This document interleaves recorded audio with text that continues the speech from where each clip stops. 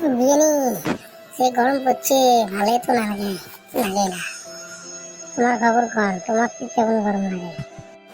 কি কোন বিয়ে, সে গরম, বিয়েও নাই, ঘটে গেছে কামাক, ফ্যানটাও আস্তে আস্তে ঘুরে, কি গরম। আমাকে একদিন দেখাইবেন তা, যে ফ্যানটা দেখা লাগবে, ফ্যানটা বোধহয় ব্যাটারি গেছে নাকি।